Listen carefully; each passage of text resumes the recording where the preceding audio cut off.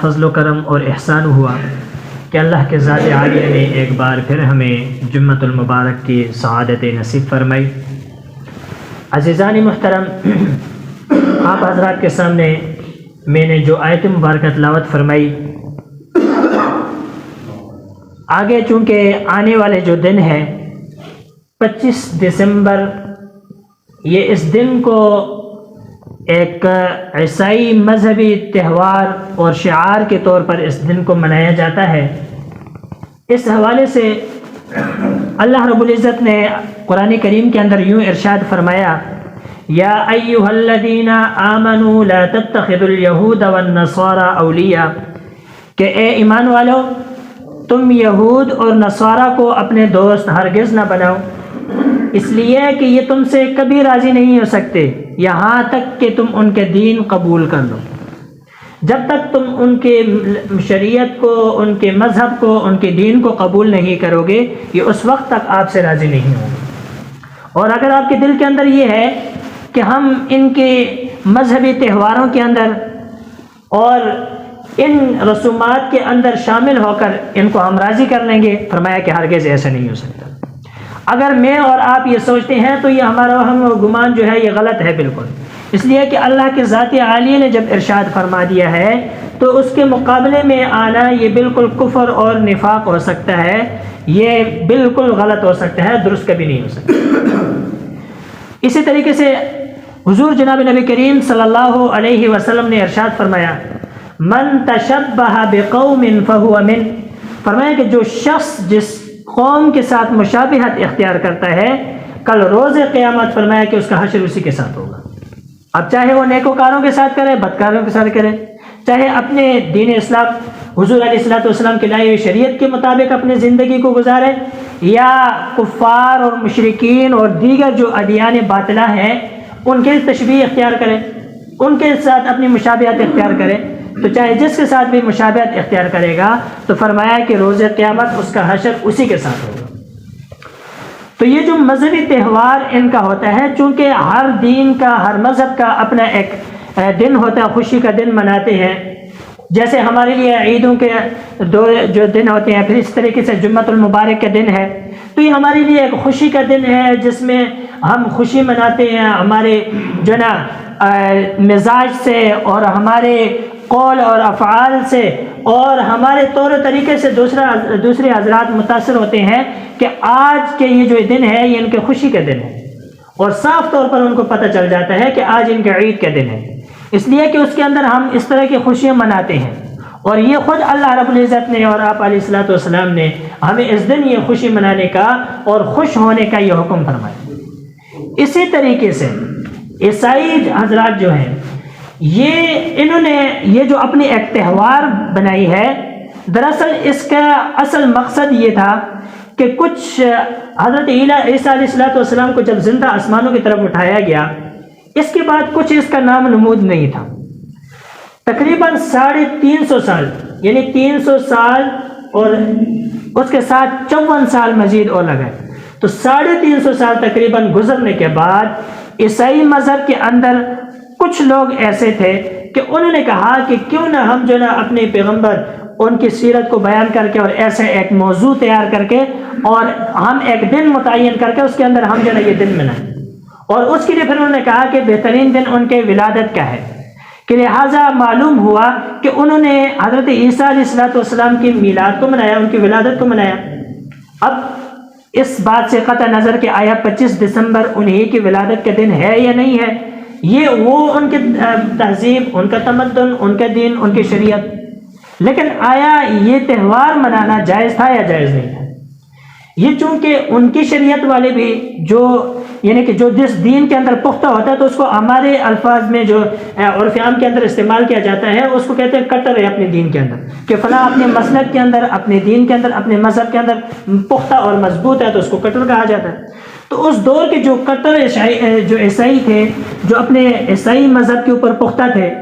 اور ان کو انجیل اچھے طریقے سے یاد تھی، انہوں نے کہا کہ بھئی ہمارے دین کے اندر یہ کوئی چیز نہیں ہے، انجیل کے اندر اس کا کوئی نام و نمود نہیں ہے، لہٰذا ہم وہ کام نہیں کریں گے جو انجیل کے اندر نہیں ہے۔ جو حضرت عیسیٰ علیہ السلام نے نہیں بتلایا اس کام کو ہم نے نہیں کرنا۔ بہرحال یہ اپنے بات پر ڈٹے رہے اور انہوں نے 25 دسمبر کو پہلی انہوں نے کانفرنس منعقد کی۔ اس کے اندر جو اصل ان کا مقصد تھا حضرت عیسیٰ علیہ السلام کی جو ہے عظمت اور شان بیان کرنا اور آپ کی تعریف کرنا، یہ انہوں نے کچھ اس طرح کی جو ہے تہوار منائی۔ اب اس طریقے سے کرتے کرتے کچھ عرصے کے بعد انہوں نے دیکھا کہ ہم نے محفل تو سجا لی، ہم نے پروگرام اور کانفرنس جو ہے یہ تو منعقد کر دی، لیکن یہ ایک خوش قسم سی ہے، اس کے اندر کچھ ہمیں بہتری نظر نہیں آ رہی اور اس کے اندر اضافہ نظر نہیں آ رہا۔ انہوں نے سوچا کہ کچھ ایسا عمل اس کے اندر لے کر آئے کہ جس کی وجہ سے لوگوں کے دل اس کی طرف مائل ہوں اور ہر آنے والے سال ہماری کانفرنس کے اندر جو ہے وہ اضافہ ہو۔ لہٰذا انہوں نے اس کے اندر موسیقی اور اس طرح کے آلات وغیرہ یہ شامل کر دیے۔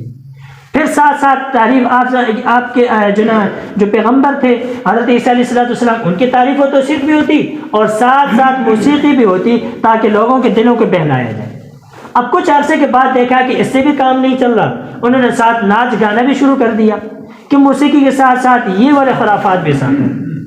اب جب انہوں نے دیکھا کہ اس سے بھی کام نہیں چل رہا، انہوں نے کہا کہ کچھ لوگ ایسے ہیں کہ ان کے مزاج یہ کھیل کھلونے اور ان کی طرف زیادہ ہوتا ہے، لہٰذا ایسی بھی چیزیں اس کے اندر لے کر آئیں کہ تاکہ ان لوگوں کے دلوں کو بھی ہم جیت لیں۔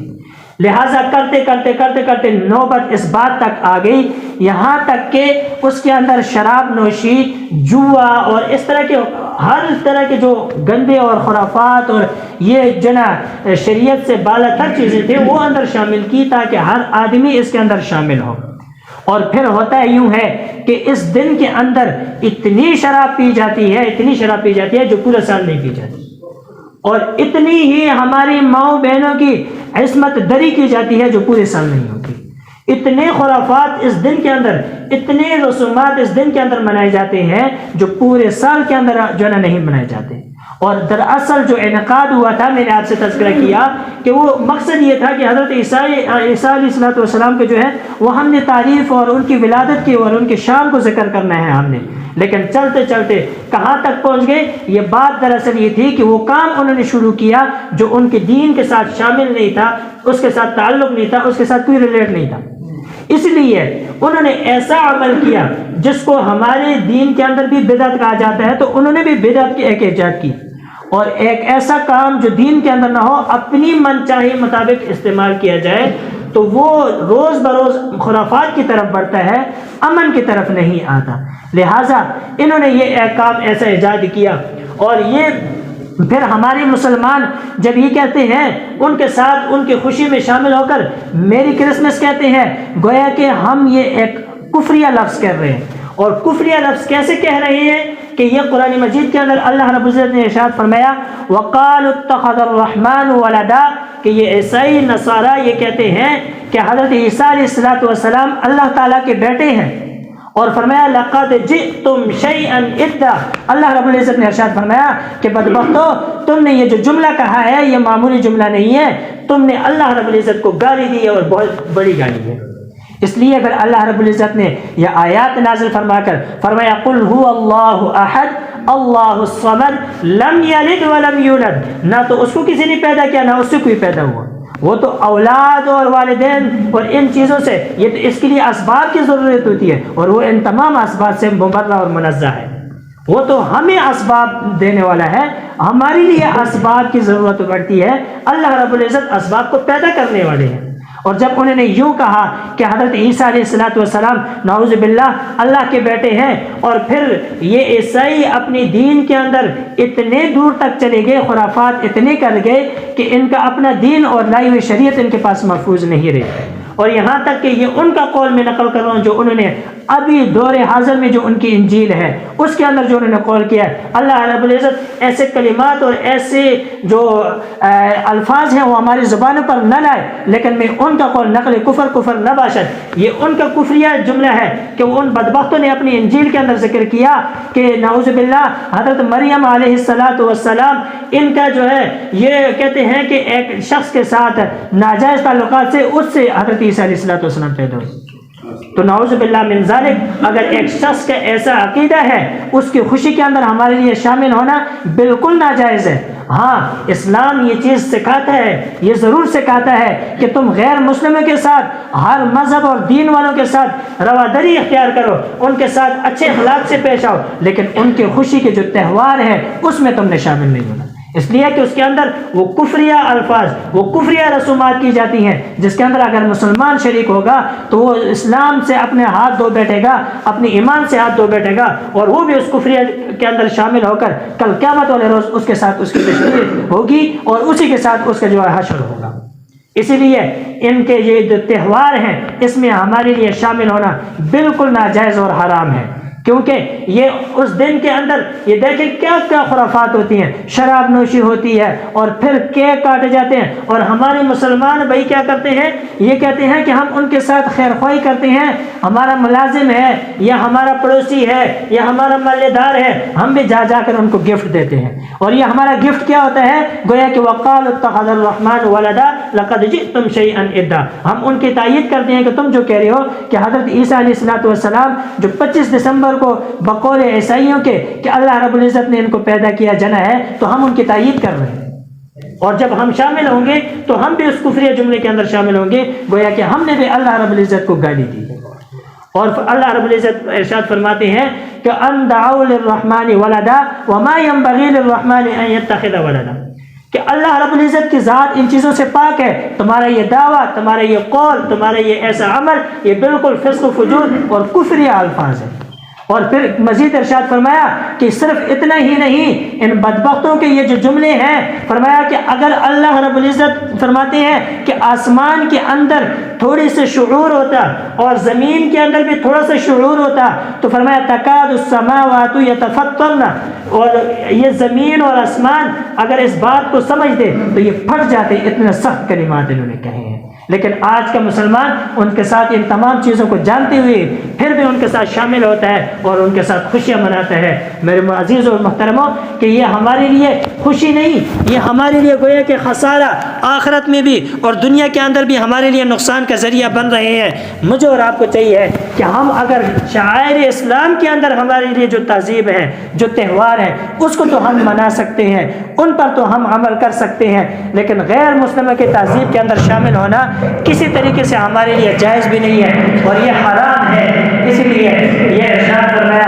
من تشبہ بقوم فہو من، کہ جو جس قوم کے ساتھ تشبیہ اختیار کرے گا، مشابہت اختیار کرے گا، چاہے وہ قولاً کرے، چاہے وہ فعلاً کرے، چاہے وہ عملاً کرے، ہر اعتبار سے فرمایا کہ اس کے یہ تمام تر اعمال یہ اس کے مشابہ ہوں گے تو اس کا حشر بھی اس کے ساتھ ہوگا۔ اور اسلام رواداری ضرور کے درس دیتا ہے، ہاں اتنا اسلام نے کہا ہے کہ اگر تمہارا پڑوسی ہے، تمہارا محلے دار ہے، تمہارے ملازم ہے، اس کے ساتھ تم اچھے اخلاق سے پیش آؤ، اس لیے کہ بنی نجار کا ایک نجران سے ایک وفد آیا حضرت عیسیٰ علیہ السلام کے ماننے والوں کا، اور جب وہ آئے اور آپ علیہ السلام سے کہنے لگے کہ ہمیں رات ٹھہرنے کے لیے کچھ جگہ عطا کرے، آپ علیہ السلام نے فرمایا کہ ہمارے مسلمانوں کے پاس اتنا کچھ نہیں ہے، اتنے ان کے ٹھکانے کے لیے ذریعہ نہیں ہے کہ آپ ساروں کو کوئی ایک اپنے گھر میں ٹھہرا دیں، ہاں اتنا ہم آپ کے ساتھ بڑائی کر سکتے ہیں، خیرخواہی کر سکتے ہیں کہ دو بندے ہم اپنے کسی مسلمان بھائی پر تقسیم کر دیں گے کہ فلاں کے گھر دھو رہے، فلاں کے گھر دھو رہے۔ ان کو پتہ تھا کہ یہ مسلمانوں کے اسلام کے اندر اور اخلاقیات کے اندر اتنی تاثیر ہے کہ ہم ایک دوسرے سے جدا ہو کر ان سے ملیں گے